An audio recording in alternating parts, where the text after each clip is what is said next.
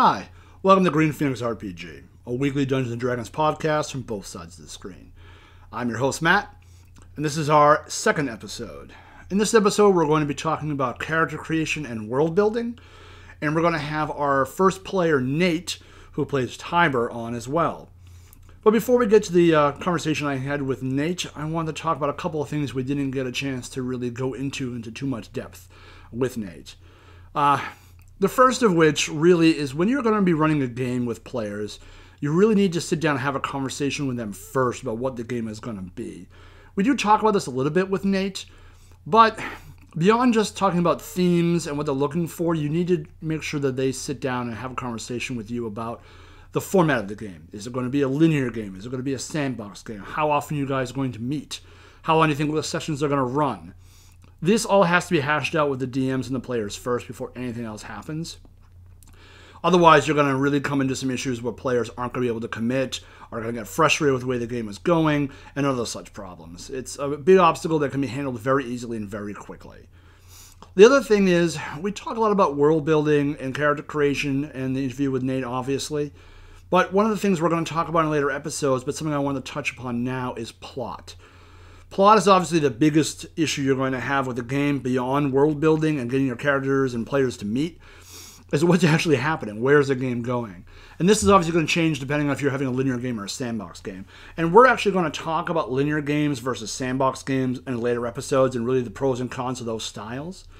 But with a plot, I always find when I'm designing my own story, the best way for me to do it is to work backwards. A lot of people have different ways to do it, but I find this to be the best. And the current campaign that we're talking about, I had an image once just sitting at work of a great tower floating over a civilization, and anywhere its shadow touched, the dead would rise and kill everyone. I thought it was very evocative. I'm not sure where it came from, but it was a very evocative image. I really liked it.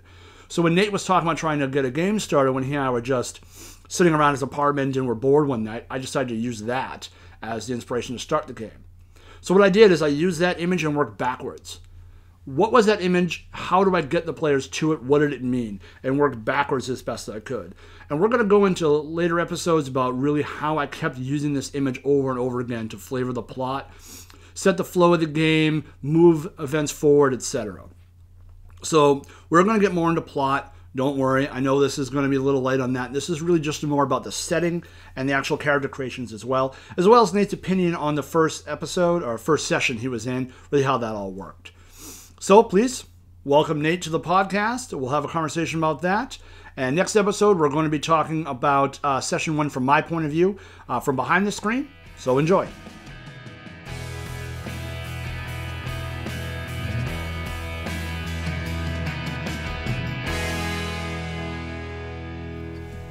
Hi everyone, so this is Nate, Tiber's player, who we're going to have on today talking about character creation and world building as it relates to the first couple of sessions and Tiber himself. So, welcome to the podcast, Nate. Thank you, Matt. You want to tell everyone a little bit about yourself and Tiber? So I am a high school English and history teacher. I've known Matt since we were in high school together, and we've been playing D&D since then, really.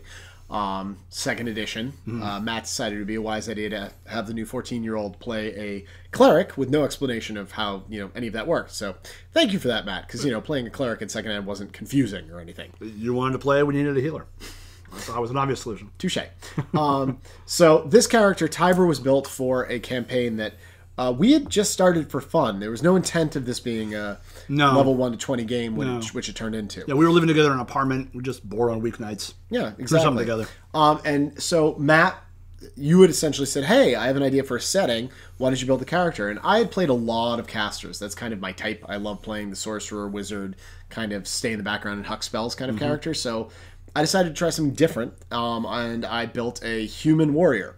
I also tend to like playing elves. I don't know, it's kind of my thing. So for this game, once again, something a little different. So we went with the human warrior. I'm a big fan of Roman history, and I also love Star Trek. And you may say, well, how do those? But, if you know the name of Captain James Kirk, it's actually James Tiberius Kirk. And the Tiber River flows to Rome, yada yada. So Tiber, Tiberius, Tiber just kind of jumped out at me. You always love using geek references to flavor your other geeky things. No, never. So that's Tiber a little bit there. So when you build a character, do you build the mechanics first?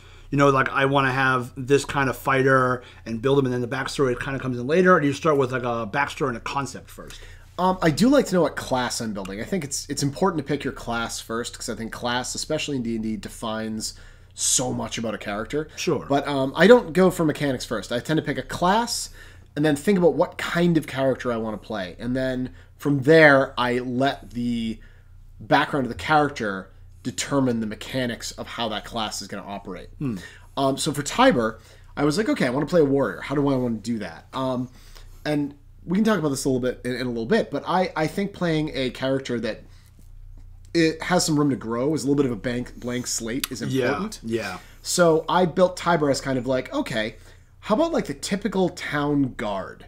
Like young, like, 18, 19-year-old town guardsman, no real background per se. Right. Especially first level, he doesn't have to have a huge background. He's trained as a guard, good enough. No. And from there, it was like, okay, mechanically, I built a really kind of bland character-wise. So mechanically, we ended up adding a little interest to it. It was like, okay, you suggested, Nate, why don't we make him two-handed? It's one of my favorite types. One thing I'd suggest, by the way, I hadn't played many warriors. As I said, I know how to play a wizard. I know how to play a cleric. I can do that in my sleep. But I never played a warrior. So I went to Matt and I'm like, hey, suggestions. And Matt was like, oh, I love fighting two-handed.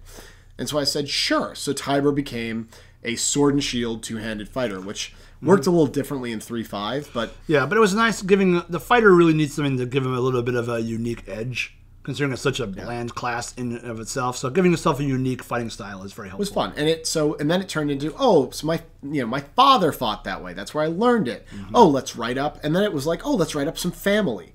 And so where it had been kind of a bland, like, guard character, which was a good thing. I like that because it allowed him to grow. We wrote in a mother, a father, and some siblings. And then it was like, where did you learn this sword style from? And so I wrote myself in that I learned from a sword master. And then after that, it was like, okay, so the mechanics then matched the background. Right. He fought with a bastard sword and a shield, two-handed fighting, warrior. And it was like, and we had a nice little backstory. But I think it's important, there was plenty of room for the character to grow. I had enough back history. I loved my town. I loved my family. I was a guard. But there was also, like, what kind of food does he like? Yeah. I didn't have to have a ton of weird magical things in my background. No, I grew up with my family and it was fun. I do see that as kind of a trend that's happening in a lot of the D&D groups I'm part of, or discussions online I've seen, where a lot of DMs have issues with that, where their players are building these first level characters that have already fought in wars or killed dragons or gone on adventures. And I understand the draw to do that with a first level character because you want to be this awesome character. But I think one of the best things you can do with D&D, and something you want to explain to your players as a DM, is having your players have those adventures organically during the game. Is a lot more fun than having their backstory written that way to begin with. It can also lead to frustration for the player, because part of what you want to do with the background is, and I always try and this is, again, we've been playing D&D for 20-odd years. Yeah. I like to think of it as, I want to give the DM enough background that he can use what I've given him.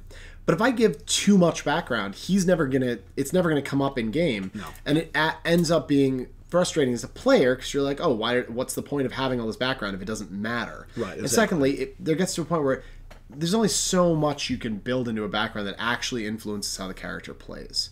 I think it's important to have a few unique things. Tiber was, his mother was Joramirian. She was from another state in our continent, and his father was.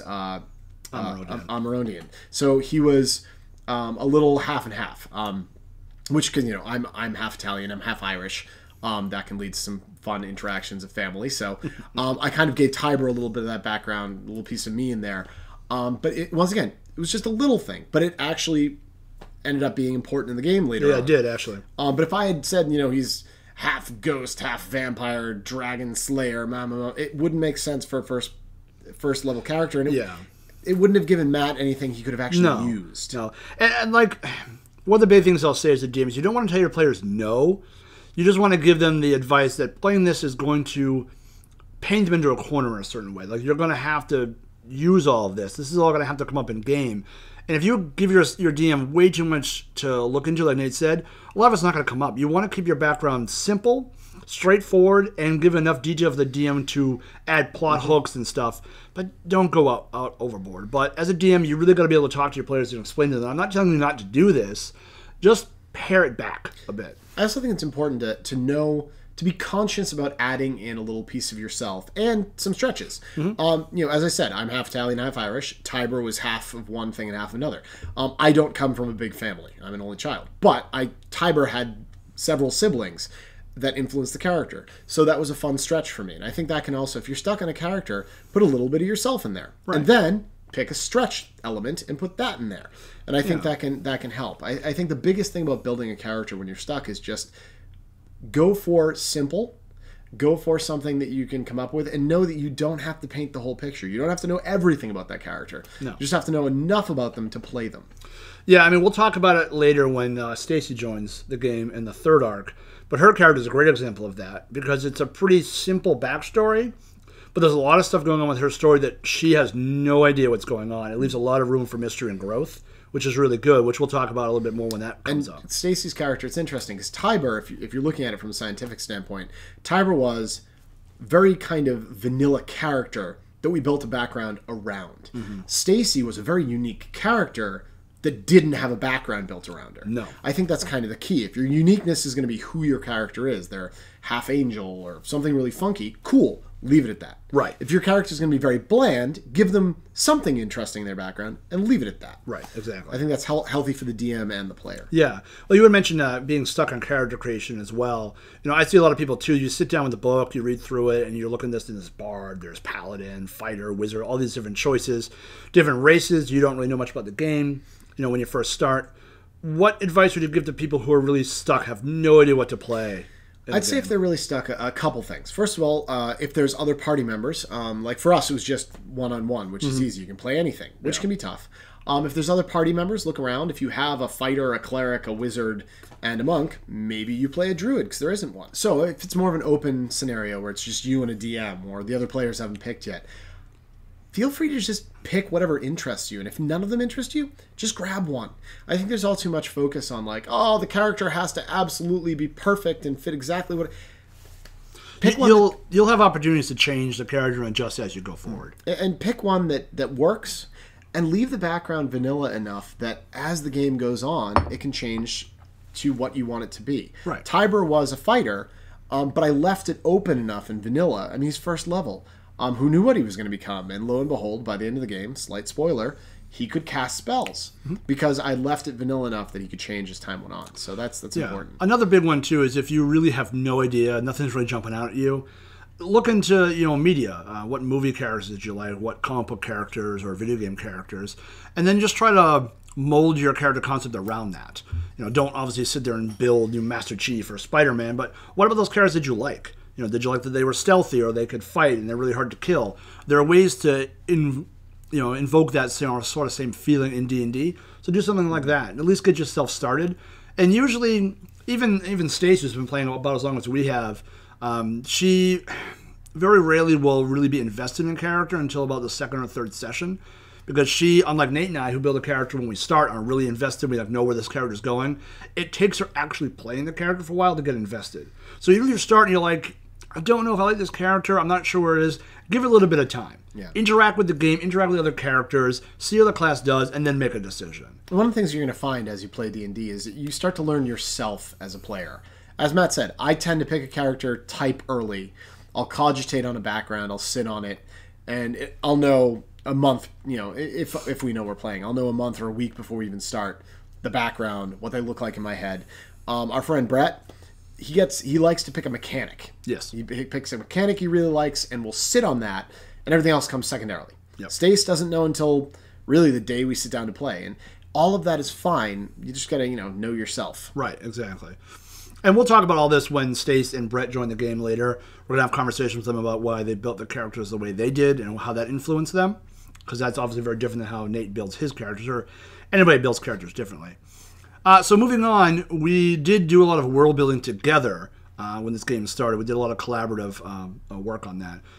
I had built Amarant pretty much on my own. I had used it mostly as a Nordic setting. I know, Nate, you had said that there's some English influences in that as well, which are true.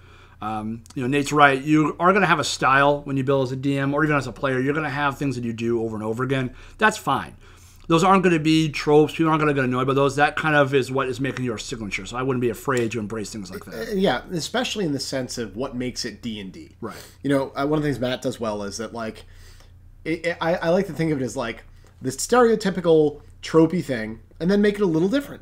You go into an inn, and it's going to be a typical D&D inn. There's going to be a bartender. Everything's going to be made out of wood. There's going to be the bar wenches or whatever. But then maybe the entire inn is run by gnomes. Right. Oh, a little unique. Maybe rather than tables, there's just pillows everywhere where people sit.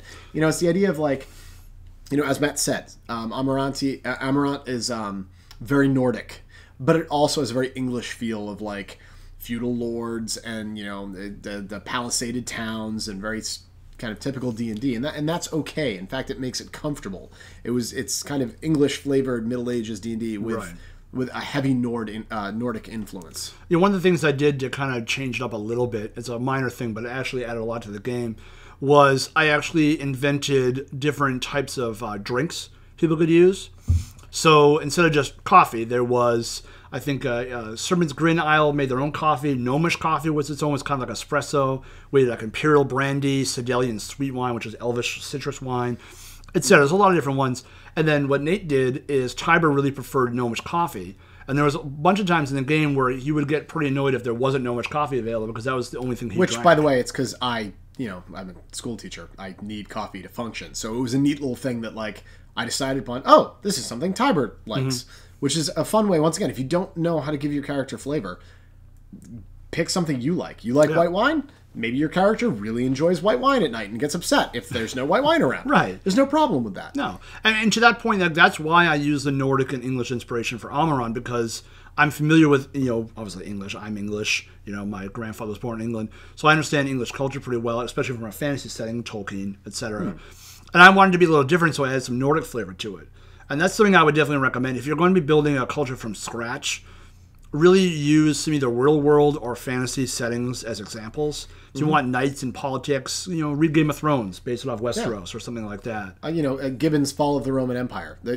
We later on, Matt and I can talk about, we worked on the nation of Jormir, and that was heavily based on the Roman Empire because I helped build it and I love Rome. So use what you know. That will help. Right, exactly. Use real-world examples. If you want a setting from a real-world example, you can talk about the War of the Roses in England or Tokugawa, Japan, the feudal era, which Nate, actually, you used that a bit because we had Nate build his hometown in that whole section of Amaran, which was the southwestern section of Amaran. Which is a great way to get your players to have buy-in. If you're doing like a smaller campaign that doesn't involve many nations, have your players build an inn. Design the inn that their character stays in. In this case, Matt came to me and said, hey, why don't you build Cerulean, the town that you're in? And where that came from was Matt had built this very Nordic, kind of Scandinavian feeling peninsula. And underneath that were these islands that he told me about that were very Pacific Islander islands. And in my mind, I was like, okay, how do we combine a Nordic peninsula with, these very Pacific Islander islands? So I was like, the only place I could come up with that fit that was Japan, because northern Japan has snow and ice and is near Russia, and then you have southern Japan, which is near the Pacific Islands. So I was like, let's give Cerulean, the town I'm building, a little flavor of Japan, so it feels like that bridge between a Nordic cold ice culture and Pacific Islanders. So, and we're not talking samurai and like ogre demons or anything like that. Let's go overboard. It was, what did they do in Cerulean? They had rice paddies where they grew rice because that's a good temperate fit. Also, is the idea of like whereas the rest was very Nordic and North culture. Cerulean, because it was the most southernmost city, had a little bit different cultural feel. It was close to the border, so there were influences of other nations. A little more cosmopolitan, a little more liberal. Exactly, which was fun for me because that's the kind of character I like to build. Which was also smart of Nate too, because you don't want to force your players to really build into the culture you've set for them, because they might have completely different ideas of what they want to do.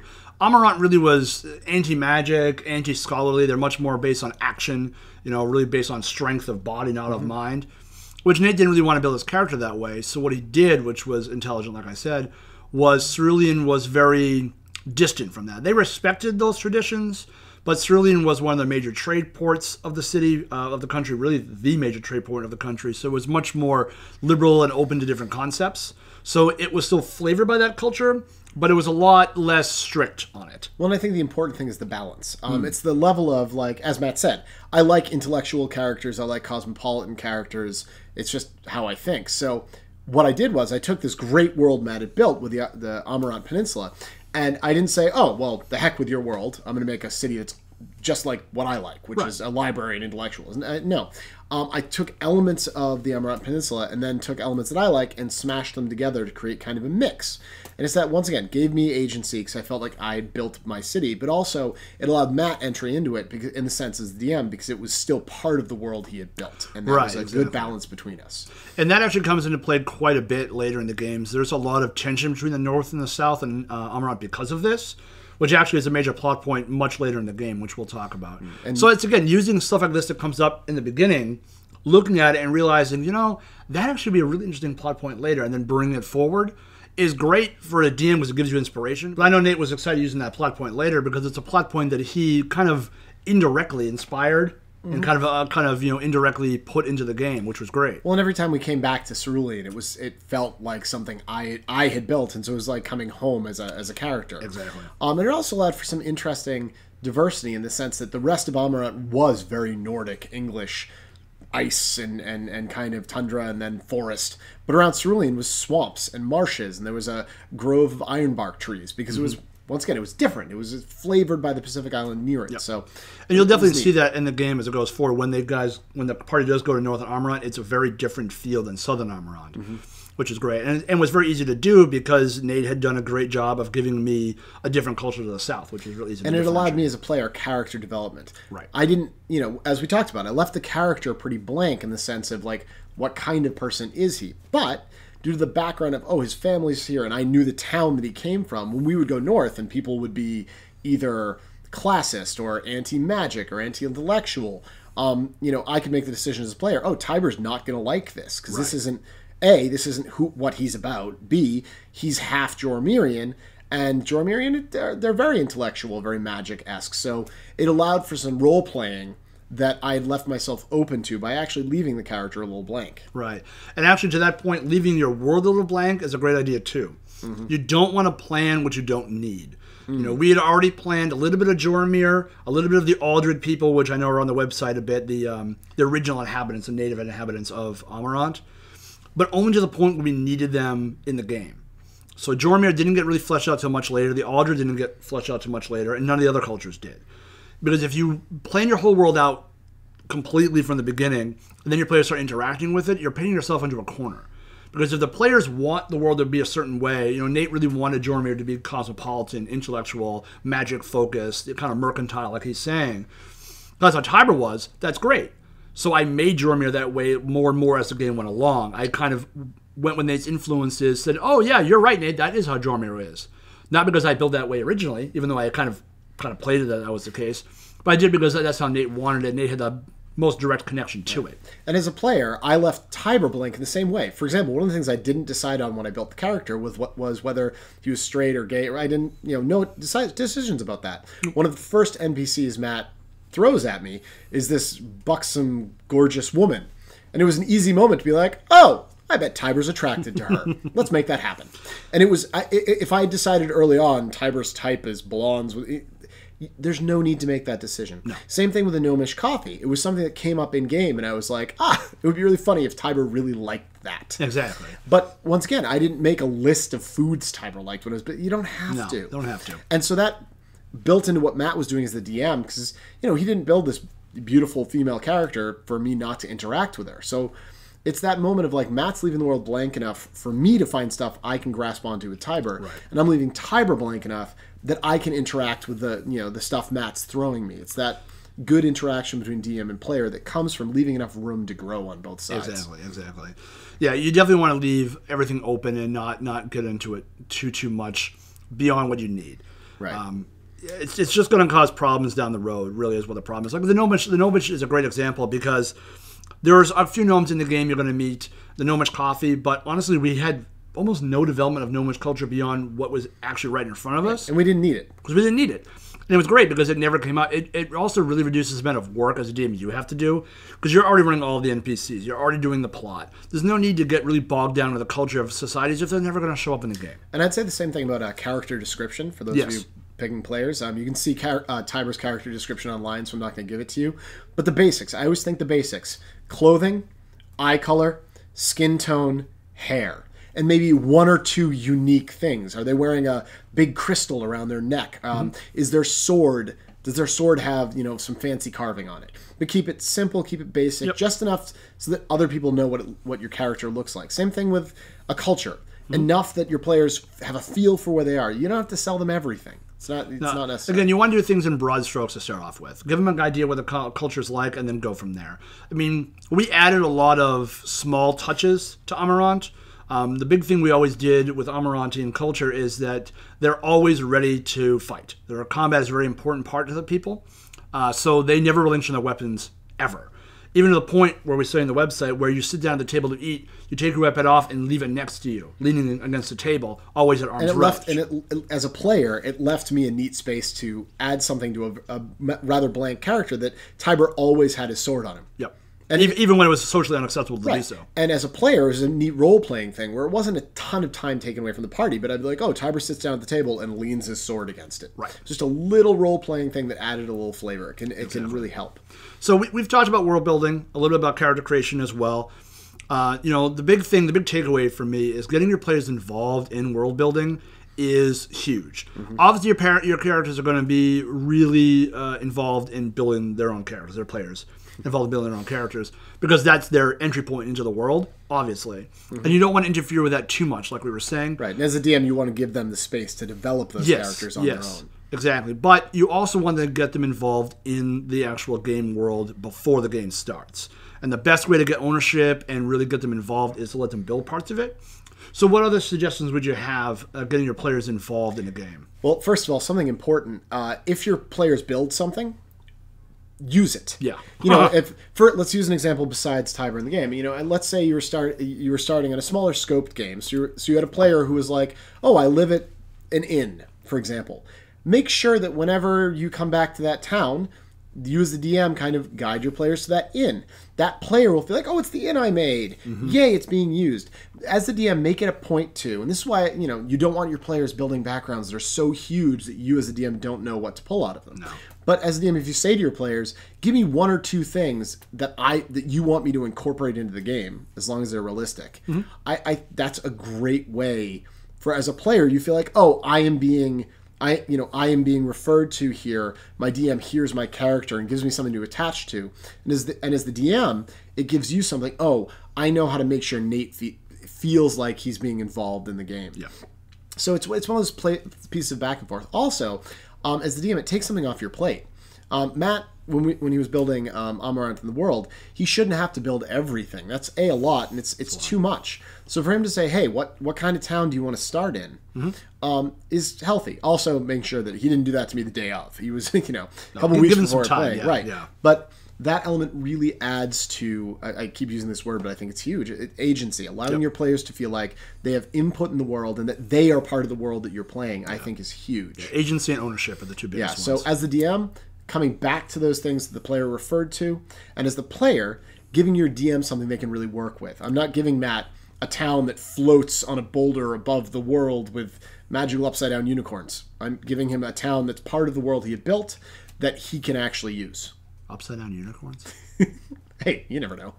I don't know whether that means like the horns coming out of their neck or they float. Let's But anyway, the biggest thing you can do, and I know people talk about it online, and I don't know if everyone does it, but it's the biggest thing you can do, is have everyone sit down when they make their characters, have a conversation with them, say, what do you want out of this game? If everybody wants a light, fun game with upside-down unicorns, great.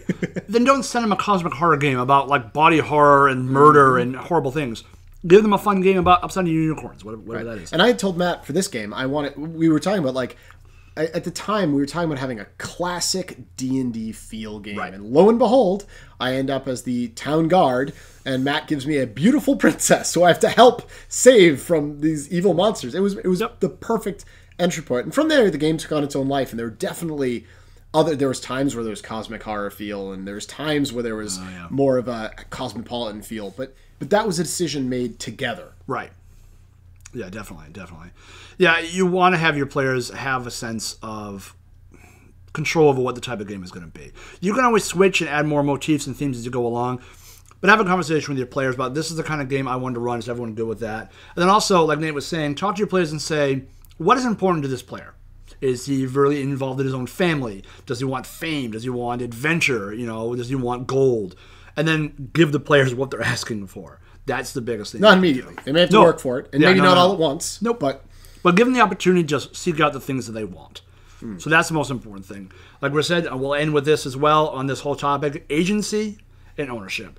Give the players the choices to go after their motivations, and or at the very least, give them the illusion that they have those choices to go after those motivations, and then give them a sense that they own parts of the game.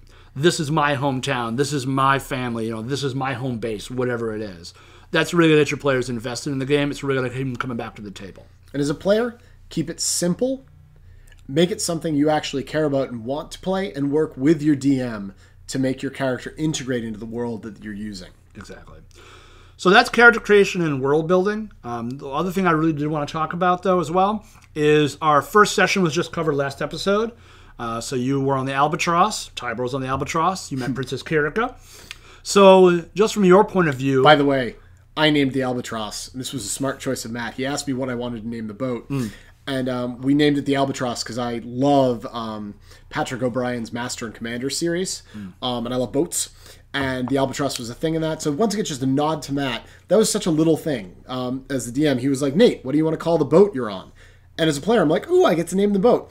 When you're a DM, simple choices like that, like you're coming up to a town, say, Billy, what do you think the name of the inn should be? Yep. Little things like that, especially if your players like that kind of thing, can really buy you buy-in from too many buying, but can give buy-in for your players in the game. Yeah, completely. So the first session, was a short session, as everyone could see from the first episode. It was really an introduction just for Nate to the game world and Tybor to the characters and everything. So you want to talk a little bit about your experiences in the first session, how that went? So I talked to Matt, and this can be a space for buy-in as a player in the DM, in the sense that Matt had asked me, do you want a background that speaks to a giant quest? Or, if my character was born to a mother and his father had run off and that was an important part of the background, maybe that's where we're going. I didn't do that. No, I actually think you remembered saying you wanted absolutely nothing to do with fate or prophecy in this game. Yep, I wanted very much a character who was just a dude. And Matt did a great job of setting up that first adventure to be very much like, I'm sent on a mission by the town and suddenly I have to do things, and it forced me as a player to make choices and kind of build Tybor as we ran, and that's what I wanted as a player.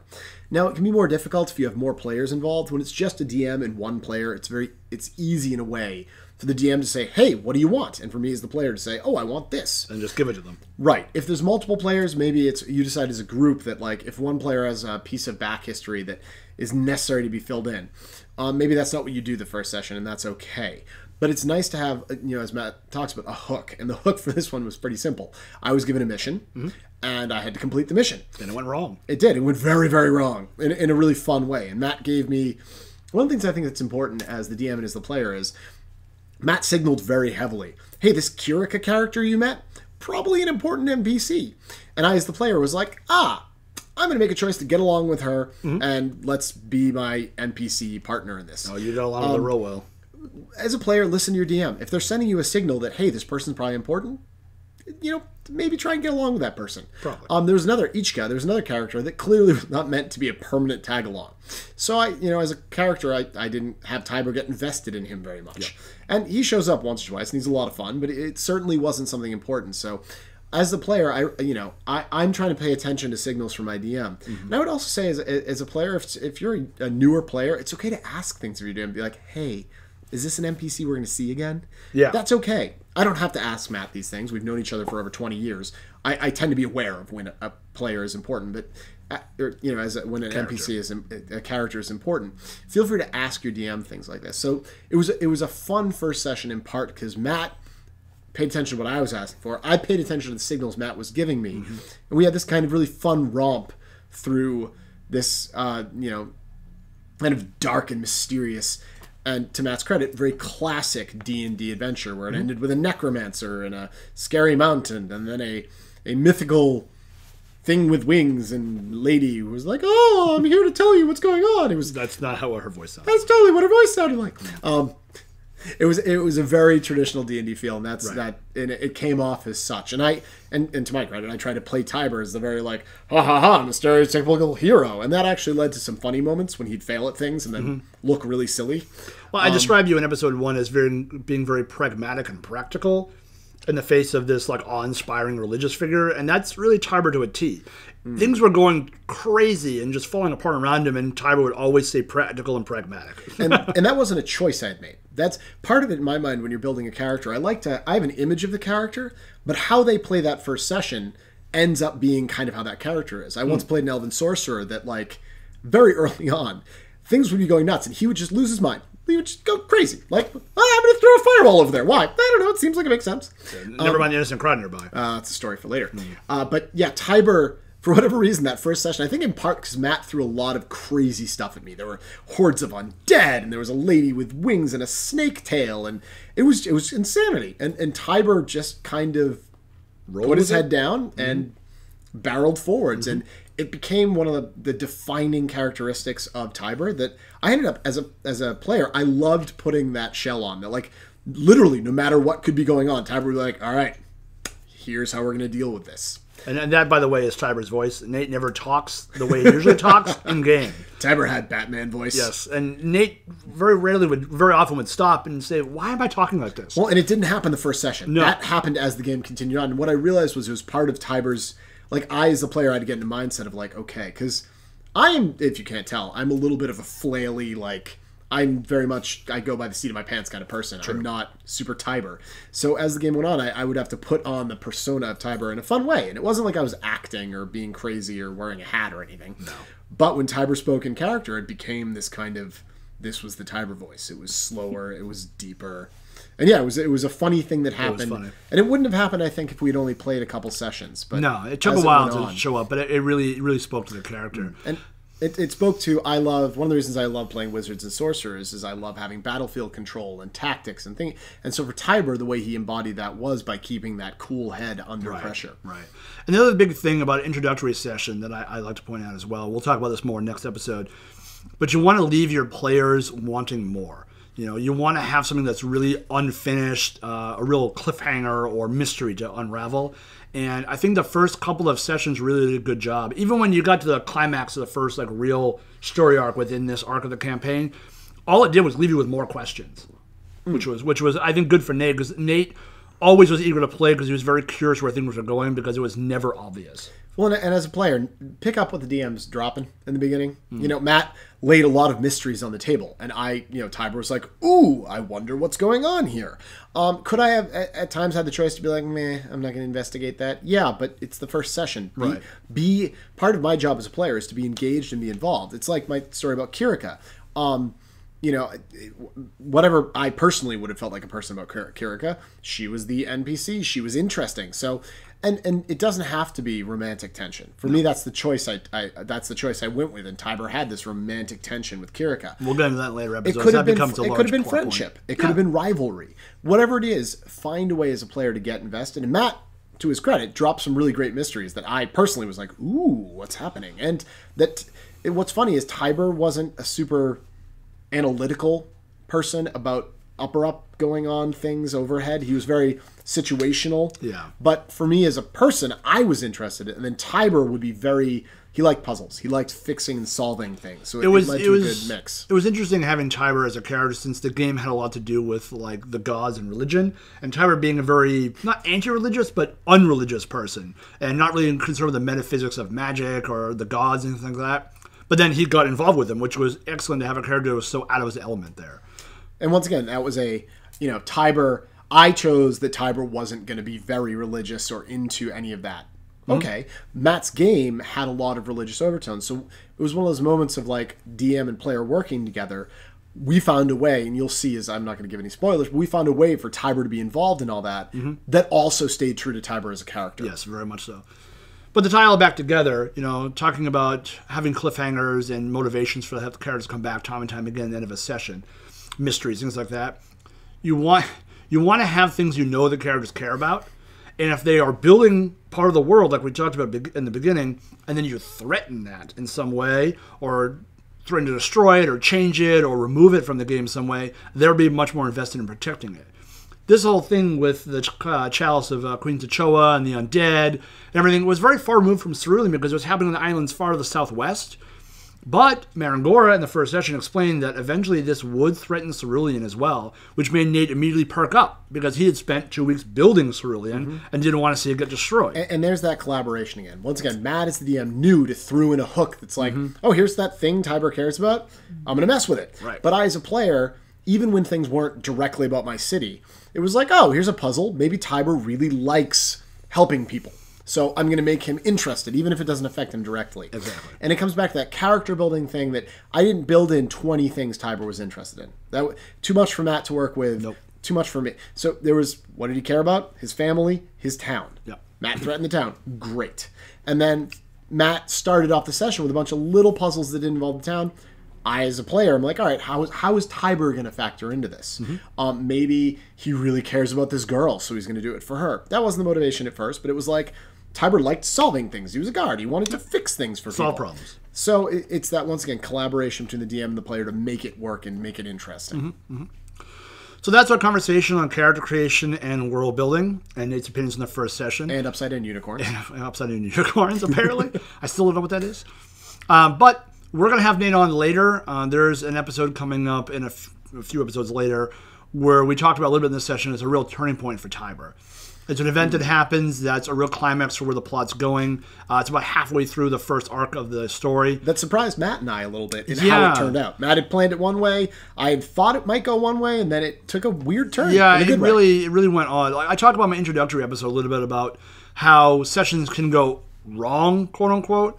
It's not necessarily a bad thing. It's actually a great thing where either through your character's choices, your player's choices with their characters, or the plot itself, things just go completely different than how they were planned. And this is a great example because things went ways that neither of us could have expected ever. A small example would be, the whole thing with Marangora, this crazy spiritual thing, and Tiber's like, yep, how do I help? Matt didn't expect that. No. But it added a really cool dynamic to the character, and it influenced things later on that was a lot of fun. Yeah. And we're going to talk about that, about flexibility and how to roll with things like that later during this episode when Nate comes back on, as well as Nate's viewpoints on Tiber's major character turning point there as well. That's going to be, I believe, at episode 9 there. Don't quote me on that. Around that point. So anyway, I hope you enjoyed this episode. Thank you very much for being on the podcast, Thanks Nate. for having me, Matt. And like Nate said, you can go to greenphoenixrpg.com, learn more about Tiber's backstory. Nate's bio is up there if you want to learn more about him for some reason. I don't know why you would, but it's up there. As well as settings on Amarant and Cerulean. You can kind of see if you can pick out some of the touches of Nordic, English, and Japanese touches that we had on those 3 different settings. As well as a description of Kirika and Albert Stillwater. I know we didn't talk about him too much. He's going to be in and out of the game a little bit. The Stillwater family is going to get much more developed as the game goes along, so we'll add more descriptions of them as we go. As well, you can find our links to our YouTube channel, our podcast, Facebook page, and Twitter page, all there as well. And as well, if you like this episode and you want to see more, please support us on patreon.com. We have a page up there. Go to that. Support this podcast. We can keep having Nate and other guests on as we go along. Talk about other popular culture aspects of D&D as well as the game itself would be great. So, thank you very much for listening, and we'll see you on the other side.